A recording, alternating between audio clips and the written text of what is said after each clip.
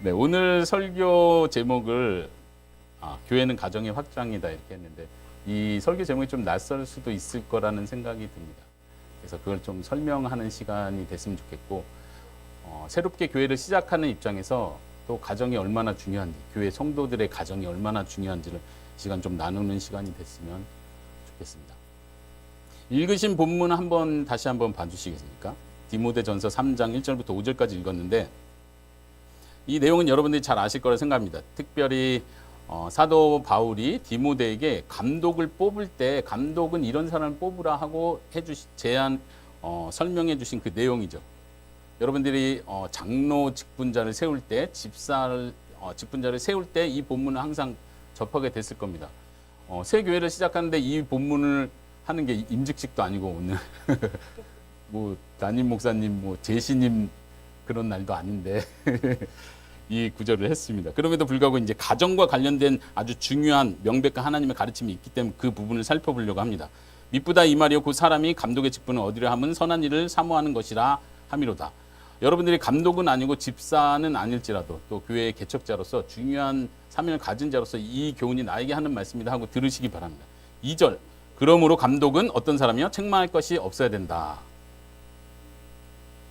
첫 번째 조건이 일단 추상적이지만 굉장히 수준이 높다는 걸 바로 알 수 있겠네요. 두 번째는 좀 쉬운 것 같아요. 바람만 피지 않으면 될 것 같은데 한 아내의 남편이 된다. 오케이. 그 다음에 절제하며 신중하며 단정하며 나그네 대접하며 가르치기를 잘하며 특히 이제 감독 중에 가르치는 역할을 하는 감독들 있죠. 특히 오늘날은 설교자, 담임 목사라고 표현하기도 합니다. 여러분들은 나그네 대접하는 일들을 잘 하십니까? 특별히 이제 개척 멤버로 뛰실 때는 특별히 이것이 나의 재능이 되도록 기도하시고 노력하셔야 될 줄로 믿습니다. 열심히 부지런히 다른 사람 대접하고 섬길 수 있어야 됩니다. 나의 가정을 오픈할 수 있어야 됩니다. 3절 보십시오. 술을 즐기시는 분 계십니까? 구타하지 마시고 남편은 아내 때리지 마시고 엄마들은 애들 때리지 마시고 오직 관용하며 다투지 않고 돈을 사랑하지 않고 우리 대부분은 돈을 사랑하지는 않을 것 같습니다. 그냥 필요하고 중요하다라고 느끼는 거죠. 거기서 가끔 유혹을 느끼는 정도겠죠. 돈을 사랑하지 않아야 합니다. 그러나 이 돈으로 하나님 나라 일을 위해서 어떻게 사용할지 내가 열심히 부지런히 일하고 그 돈을 사용하는 지혜가 우리에게 필요합니다. 이제 오늘 본문 제가 나누고 싶은 것은 4절 5절입니다. 자기 집을 잘 다스려 자녀들로 모든 공손함으로 복종하게 하는 자라야 할지며. 여러분들의 가정은 어떻습니까? 5절 사람이 자기 집을 다스릴 줄 알지 못하면 어찌 하나님의 교회를 돌보리요. 다스린다는 표현과 돌본다는 표현을 같이 섞어서 표현했다는 걸 살펴보시기 바랍니다. 집을 다스린다 혹은 교회를 다스린다. 감독은 다스리는 일을 하는 역할입니다. 장로를 포함해서 오늘날 목사님을 표현하는 거죠. 다스리는 일을 하는데 다스린다는 건 다른 게 아니라 그 아래 나온 것과 병행되는 용어와 똑같습니다. 돌보는 것입니다. 오늘날 다스린다 하면 너무 권위주의적이다. 뭐 위에서 아래로 누르고 명령하고 이런 걸 생각하지만 그런 개념이 아니죠. 성경에서 말하는 다스린다는 것, 예수님께서 하나님께서 우리를 다스리신다고 할 때 그 다스림이죠. 어떤 다스림입니까? 사랑으로 돌보고 책임을 맡으시고 희생하심으로 바른 길로 인도하시는 것. 그게 다스리는 겁니다. 세상이 말하는 다스림과 다르죠. 여러분들이 어떤 작은 공동체 모임의 리더를 맡을 때도 바로 그 역할을 하는 겁니다. 그런데 여기서 중요하게 강조하는 건 자기 집을 먼저 다스리고 돌볼 줄 알아야 교회를 돌볼 수 있다. 담임 목사면 더더욱 중요하죠. 모든 교회 성도들을 돌봐야 하는 위치에 있습니다. 장로라면 또 리더로서 본을 보여야 되기 때문에 더 중요하겠죠. 여러분들이 한 마을 모임이라고 해야 되나요? 마을 모임의 리더로 서거나 봉사자로 서게 될 때는 내가 이 사람들을 아끼고 돌본다 할 때 내가 내 가정을 잘 아끼고 돌보는 일, 책임지고 희생하는 일 잘하고 있느냐를 먼저 살펴야 된다는 거죠. 뭐 여기서 뭐 투표로 해서 누구누구 이렇게 세울 때 이걸 다 따지겠다 이게 아니라 내가 내 자신을 살펴보는 말씀으로 이 시간 볼 수 있기를 바랍니다. 청교도 목사 리차드 백스터 목사님이 이런 말을 했습니다. 가정은 집안의 교회이며 작은 사회 공동체다. 이해되시죠? 가정은 사회의 기초다 이런 표현을 들어봤지만 기독교 안에서 우리 교회 안에서 우리가 기억해야 될 것은 가정이 하나님의 작은 교회다. 가정이 곧 교회의 시작이다. 이런 생각 여러분들이 가지시고 이해할 수 있기를 바랍니다. 4세기 초대 교부였던 크리소스톰이라는 사람은 이런 말을 했어요. 우리는 이제 여기서 사역자를 가리키는데 우리가 우리 가정을 바르게 다스린다면 교회를 돌볼 자격도 갖추게 될 것이다. 왜냐하면 참으로 가정은 작은 교회이기 때문이다. 생소하십니까? 가정은 작은 교회다. 생소하십니까? 아니면 익히 듣고 적용하고 계신 내용입니까? 오늘 이 말씀 본문을 생각해 볼 때 가정을 다스리는 일이 굉장히 중요하고 이것이 교회와 연결되는 것이다. 가정에서 먼저 내가 본이 되지 못하고 가정에서 하나님이 원하시는 뜻을 제대로 행하지 못하면서 교회에서 봉사하고 섬기고 다스리는 일을 내가 감당할 수 없다는 걸 우리가 배우게 됩니다. 그런 의미에서 저는 교회는 가정의 확장이다라고 생각을 하고 이렇게 말씀을 나눕니다. 개인적인 얘기를 좀 해야 될 것 같아서 2012년에 박용진 목사님께서 제가 개척했던 교회 가플리진 교회에 오셨을 때 그때 기억이 생생합니다. 많은 말을 하고 싶지만 제가 말주변이 별로 없어서 2012년에 박용진 목사님 오시고 함께 선교에 대해서 그리고 하나님 나라의 일과 교회에 대해서 많은 이야기를 나누면서 가정에 대한 얘기를 또 특별히 많이 했던 것 같아요. 그때 이제 지금 잠깐 나오셔서 기도하셨던 이진우 선교사님 그리고 사모님 같이 여기 가정과 저희 가정과 박용진 목사님 가정이 세 사역자 같이 모여서 가플리진 교회를 시작했습니다. 그리고 지금 여기 잠깐 방문했는데 우리 산우 자매님 지혜 자매님 우리 네팔계 한국인이십니다. 같이 초창기 때 처음 제가 개척했을 때 처음 와서 이렇게 함께 교제를 나눴던 아주 반가운 얼굴인데요. 그때 가정에 대한 이야기를 많이 했습니다. 사실 저희 가정도 많이 오픈을 했고 서로의 가정들을 많이 오픈하면서 많은 것을 발견했죠. 평탄한 가정이 없구나. 목사라고 해서 이게 진짜 다 가정이 다 꾸려지고 나서 목사를 시작한 게 아니었구나. 오늘 말씀을 볼 것 같으면 목사 안수 받기 전에 이걸 다 체크해가지고 가정을 잘 다스리는지 모범을 보이고 있는지 이거 다 따져가지고 정말 할 것 같으면 오늘날은 별로 목사 안수 받을 사람이 정말 없을 것 같아요. 저희는 그나마 좀 결혼 생활 먼저 시작한 케이스라 박용진 목사님한테 많이 이렇게 조언을 해드렸죠. 그러면서 항상 하는 말은 나도 그랬어. 그냥 그거예요. 나도 그랬어. 우린 더 많이 싸웠어. 맨날. 지금도 막 싸우고 있었는데 이제 지금 싸우는 얘기는 별로 안 하고 옛날에 우리도 되게 많이 싸웠어. 다 그런 문제가 있어.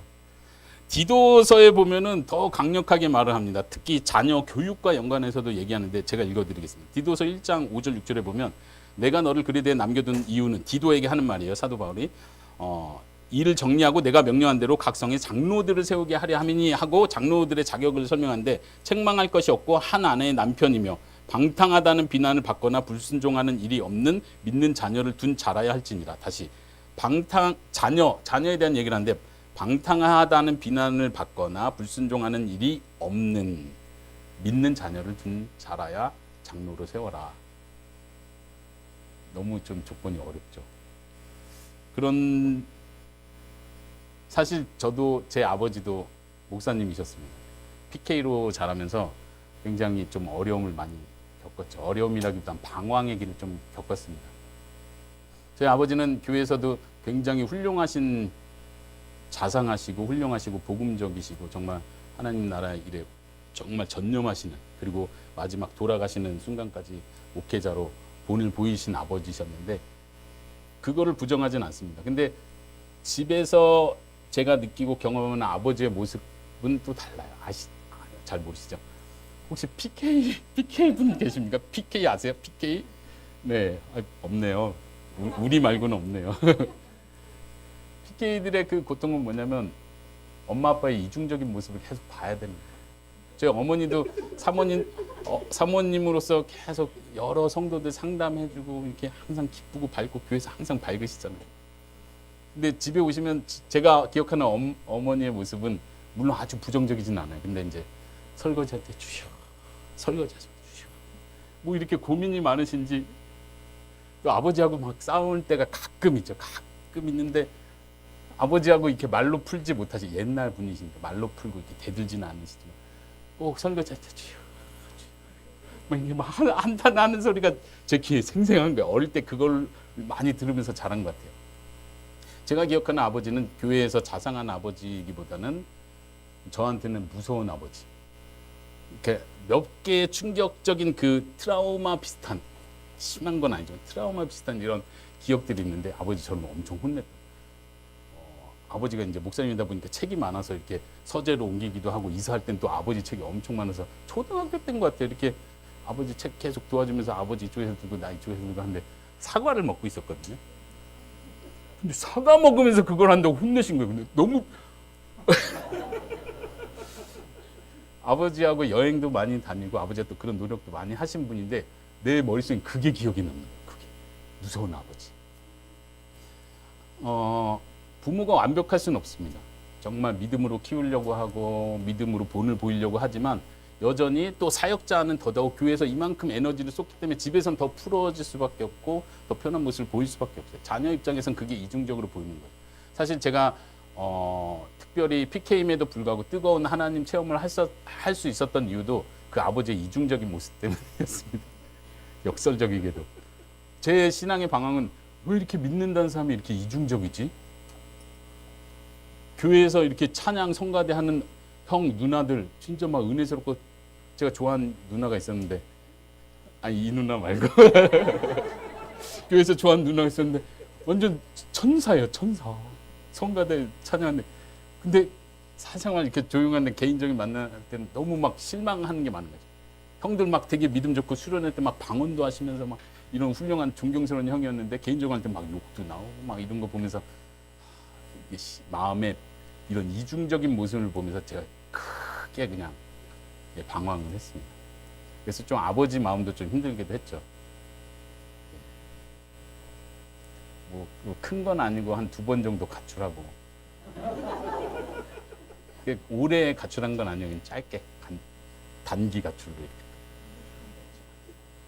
근데 이제 좀 제가 죄송한 건 주일날 가출해가지고 토요일날 가출해가지고 아버지가 주일 아침 설교하시기 전에 어머니랑 차를 몰고 저를 데리러 굉장히 먼 거리를 새벽에 일찍 저를 데려가서 교회에다 갖다 놓고 설교를 하신 거예요. 얼마나 힘드셨겠어요.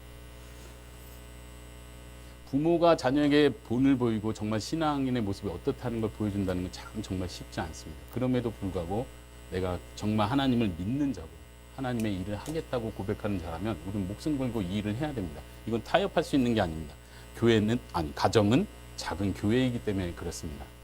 이 교회 일은 소홀히 하면서 공동체 모이는 이 교회 일만 충성하고 있다면 자녀들뿐만 아니라 믿지 않는 남편 혹은 믿음이 더 작은 남편 혹은 반대일 수도 있죠. 더 교회를 보면서 교회 공동체를 보면서 하나님에 대해서 오해를 하고 상처를 받고 시험에 들 수도 있습니다. 그런 면에서 우리는 더욱더 우리 모든 성도들은 가정에 충실해야 될 줄로 믿습니다.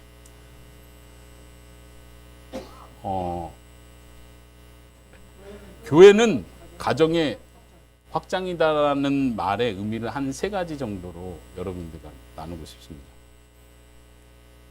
첫 번째는 금방 말한 직분자의 자격과 연관된 부분입니다. 가정을 잘 돌보는 자가 교회를 목양할 자격을 갖는다. 이건 자격 면에서 우린 이 수준을 우리가 스스로 내릴 수는 없습니다. 우리가 올리려고 노력을 해야 됩니다. 이건 기도해야 될 기도 제목이기도 하죠. 저는 가플리즘 교회를 처음 시작할 때 감사하게도 어디선가 이 아주 좋은 명언을 들었습니다. 목사의 첫 양떼는 교회가 아니라 그의 가정이다. 이해되십니까?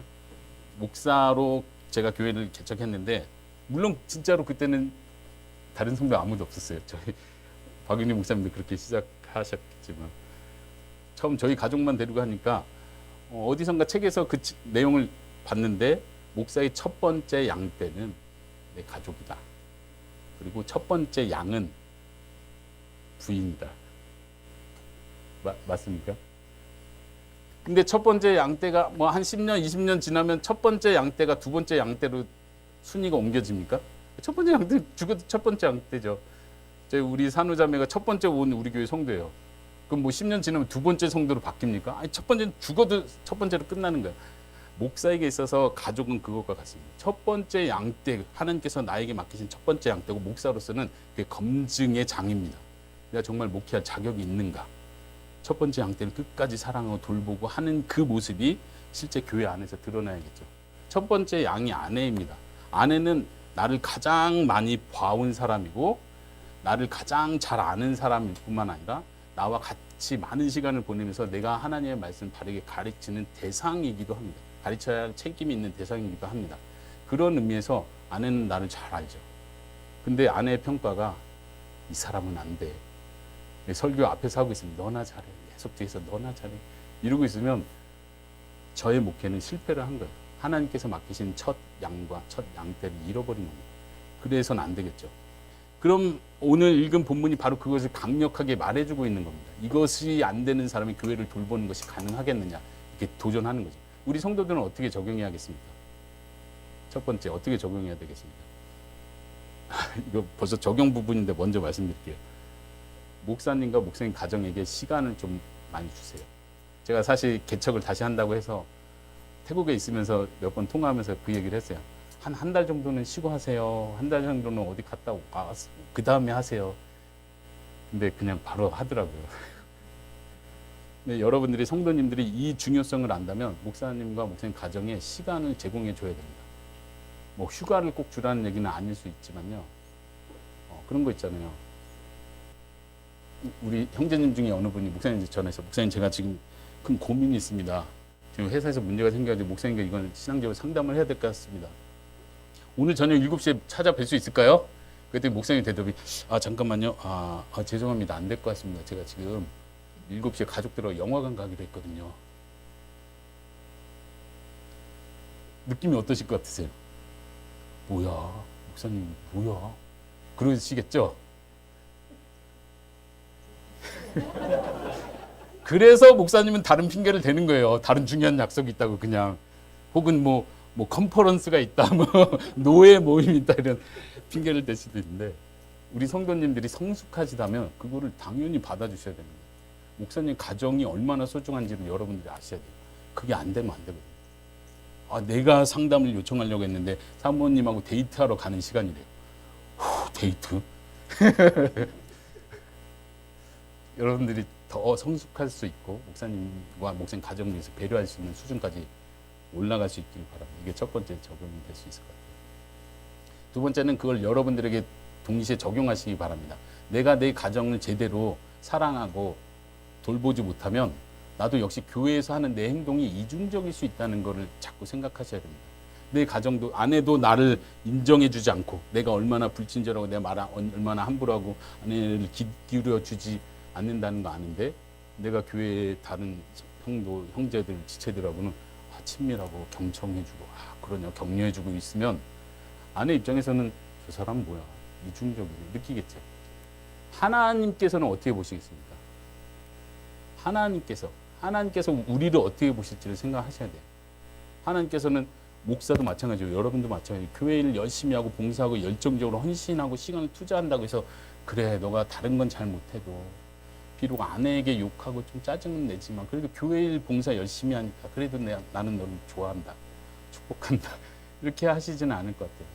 반대입니다. 하나님은 우리의 기본을 먼저 보십니다. 가까운 사람에게 어떻게 대하는지가 나의 실제 모습입니다. 그렇죠?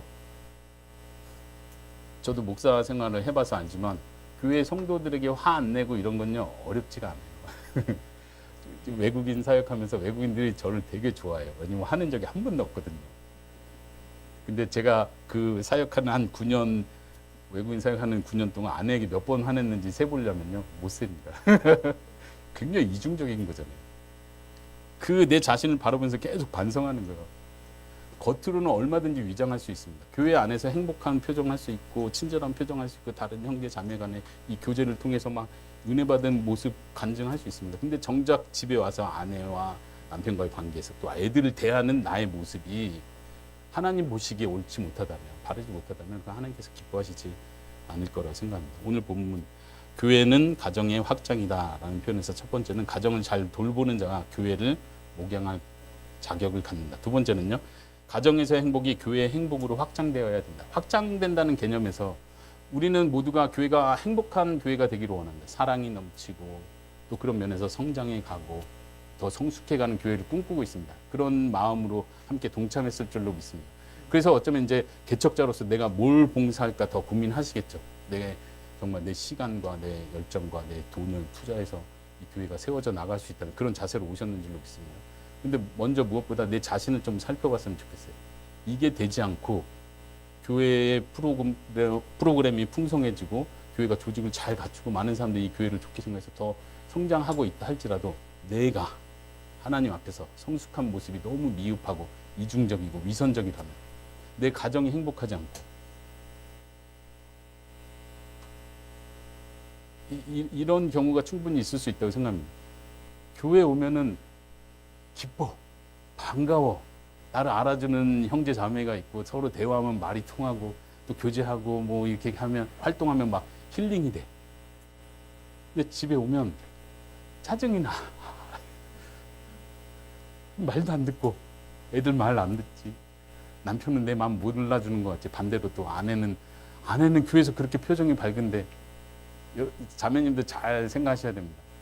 저 아내한테 엄청 많이 말하는 거예요. 당신 교회 가지고 다른 사람들한테 웃지 말고 집에서 나한테 웃어. 질투가 엄청나요. 막 기분이 나빠요. 막 특히 티격태격 하다가 교회 갔는데 더 기분 나빠. 그냥 일부러 웃는 것 같아. 자매님들 교회에서 이렇게 밝은 모습 하기 전에 내가 집에서 몇 번이나 남편 앞에서 이 밝은 모습 보였는가를 항상 생각하시기 바랍니다. 우린 그런 실수를 범할 수 있어요. 정말 가정에서 이렇게 행복하고 기쁘고 밝은 모습이 자연스럽게 교회 안에서 나타나도록 노력을 해야지. 가족은 안 돼. 이 남편이 문제야. 애들이 문제야. 이런 애들인데 내가 어떻게 기쁠 수가 있고 행복할 수가 있고. 교회 가서 힐링 받아와야지. 힐링. 그래. 교회에서 좀 힐링 받았으니까 이제는 좀 그래 잘해볼까? 또 여기서 또 상처받고 기분 나빠가지고 안 돼. 이렇게 포기하시면 안 되고요. 정말 하나님께서 나에게 첫 번째 맡긴 내가 섬겨야 될 대상이 내 자녀고 내 남편이고 내 아내라는 생각을 꼭 가지시기 바랍니다. 이것이 안 되면 어찌 교회를 돌볼 수 있겠습니까? 여러분들 이거를 꼭 기억하시기 바랍니다.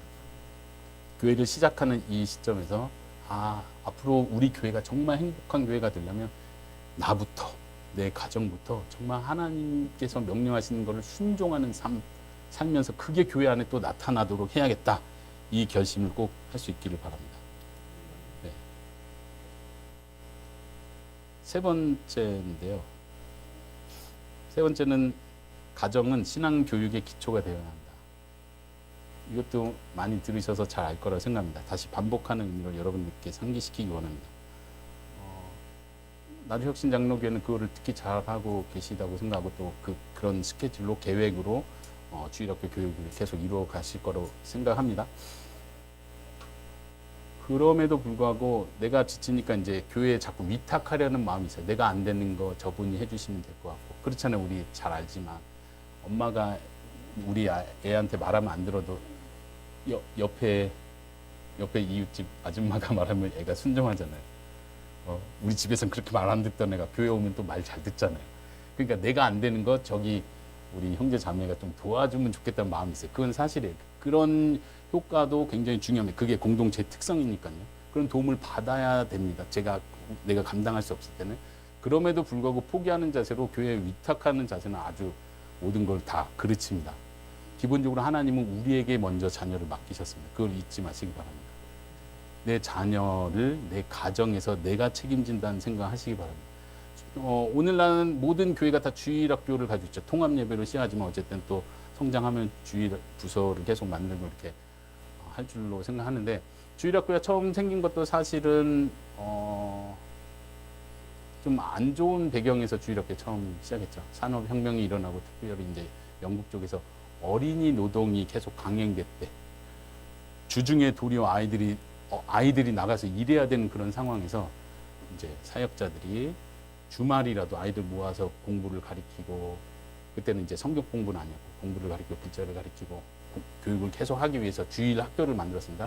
이제 교회에서 시작되고 하니까 말씀 가르치는 일로 해서 오늘날은 주일 교육, 주일 학교라는 개념이 굉장히 중요하게 새로운 컨셉으로 자리를 잡았는데, 그러다 보니까 가정에서 부모의 역할이 굉장히 소홀해지는 거예요. 도리어 막 이런 사람도 봤어요. 교회 선생님한테 우리 애들 자녀 교육 어떻게 하시느냐고, 전도사한테 우리 애가 왜 이렇게 변화가 안 되냐, 이거 전도사님한테 따지면 어떻게 해요. 물론 우린 기도하고 교회에서 잘 교육받기를 원합니다. 그럼에도 불구하고 우리는 날마다 우리 자녀를 붙들고 기도하고 함께 가정 예배를 드리고, 제일 중요한 거 아까도 처음부터 얘기한 것처럼 자녀에게 본을 보이는 겁니다. 말하는 걸로 아이가 변화될 수 있다고 믿지 않으시죠? 남편 말하는 걸로 변화되지 않는 거 아시죠? 행동으로 하셔야 돼요. 내 주변에 믿지 않는 친척들이 있다면 내 행동으로 보여야 되는 거잖아요. 자녀는 더더욱 그렇습니다. 그래서 더 힘든 거예요. 내가 본이 되지 않으면, 일부러 제가 이 설교를 준비하면서 저도 너무 힘들고 마음이 무겁고, 그래서 자녀에게 일부러 금요일이죠. 금요일에 큰 딸 둘을 데리고 밤에 물어봤어요. 아빠는 잘하고 있니? 그래서 일부러 물어봤어요. 아빠가 못한 거, 이중적이라고 생각해, 위선적이라고 느끼는 걸 말해봐라. 그걸 고백하고 싶진 않고요. 그 뒷부분, 그래도 엄마 아빠는 대단한 거예요. 정말 노력하고 반성하는 것 같아요. 그건 진짜 인정해요. 살았다. 최소한 자녀한테 이런 고백은 들으셔야 됩니다. 자녀가 완전 마음이 투라져가지고 엄마 아빠 때문에 하나님 안 믿어, 이 소리 들으면 얼마나 가슴이 아프겠어요. 여전히 나는 부족합니다. 사실 제가 선교사로 나가 있지만 선교사로 있는 동안, 저기 선교사님 계시지만 저희 선교지로 나간 지는 얼마 안 돼요. 선교지로 나가 있는 동안 정말 깨달은 건 내가 선교사 자격이 안 되는구나. 자격이 안 되는구나. 자격이 안 되는데 하나님께서 세우신 거구나. 아내는 자꾸만 한국 돌아가는데 자격이 안 된다고. 그럼 제가 설득해야 되잖아요. 여보, 우리가 자격이 돼서 선교사가 됐어요? 우리가 자격이 돼서 하나님의 자녀가 됐으니까 자꾸 이 복음 얘기하는 거죠. 우리는 자격이 안 되는데 여기까지 왔습니다. 목사가 된 건 더 무거운 어깨에 짐을 지고 있어요. 내가 자격이 안 된다는 거 더 알거든. 설교할 때 가장 힘든 게 그거예요. 내가 안 되는데도 계속 설교를 해야 돼. 성도들을 세우기 위해서. 근데 목사가 마음이 강팍해져서 나는 반성 안 하고, 혹은 나는 됐다고 이미 생각하고 이 정도면 되지, 어떻게 더 잘해 라고 하고 강팍한 마음으로 설교하기 시작하면 그건 잘못됩니다. 우리 성도들도 마찬가지예요. 여러분들이 내 성격이 이렇고 내 배우자 성격이 이렇기 때문에 여기까지 더 이상은 안 되는 거야 라고 포기하시거나 단정 지으면 안 됩니다. 하나님께서 우리에게 요구하시는 수준은 예수 그리스도의 형상만큼입니다. 이 목표를 내려주지 않으세요. 목표를 내려주지 않으세요. 우리는 여기까지 가야 되는 게 우리 목표예요. 근데 우리는 항상 목표를 달성하지 못합니다. 자녀들 앞에서는 더더욱 그래요. 우리는 할 말 없습니다. 가끔가다 이렇게 이렇게 자녀들하고 얘기하다 보면 깜짝깜짝 놀랄 때가 있어요. 나도 기억 못하는 걸 자녀가 나에 대해서 기억을 해요. 내 기억으로는 아이들하고 여행도 많이 다니고 좋은 데도 많이 갔는데 물어보면은 나도 생각지 못한 나의 나쁜 모습을 기억하고 있는 거예요. 당황스럽죠. 우리는 너무나 부족합니다. 자녀들 앞에서는 더더욱 그렇습니다. 그렇기 때문에 우리는 하나님의 은혜를 구하고 하나님의 도우심을 필요로 합니다. 겸손히 나아가는 거예요. 우리가 교회를 시작하는 이 시간에 다시 한번 우리 자신을 되돌아보기를 원합니다. 우리 가정을 되돌아보기 원합니다. 그리고 이 시간 같이 기도하기를 원합니다. 하나님 저에게 은혜를 베풀어 주셔서 나의 신앙생활과 교회 생활과 교회 사역과 봉사가 위선적인 모습이 되지 않게 해주세요.